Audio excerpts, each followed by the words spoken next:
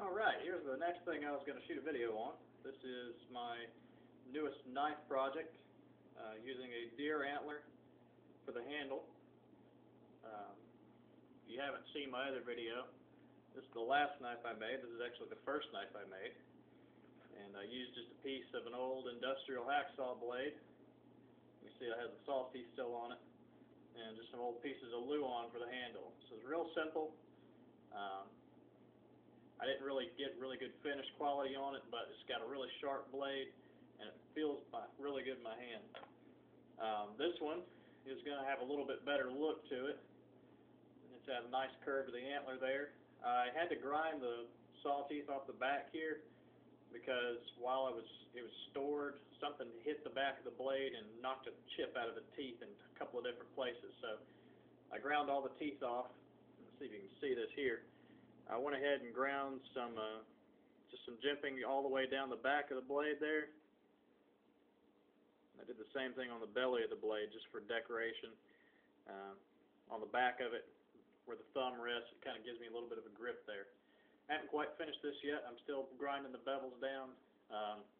Actually, right at this point, I'm sanding the bevels, trying to get all the grind marks out of it. And I'll probably have this finished by the end of the week. I'm hoping to have it finished by the end of the week. I'm going to be putting a couple of copper pins in here. In order to do that, I'm going to have to soften the metal. I'm going to have to heat it up to soften the metal of the handle, because on this last one I tried to drill a hole through and it burned the drill bit up. So this is actually not attached at all. You can see, I'll just pull it out there. On this one, that pin is going through the original hole. But since I'm using a solid piece of antler versus two pieces of wood, I didn't want to risk drilling through this antler and missing that hole. So I'm going to soften this, and then I'm going to drill two new holes straight through the antler. So that is the next project. I'll shoot some more video once I've got it finished up. Just kind of an update on this knife here. I've been carrying it for a couple of weeks, every day, using it for all kind of cutting chores.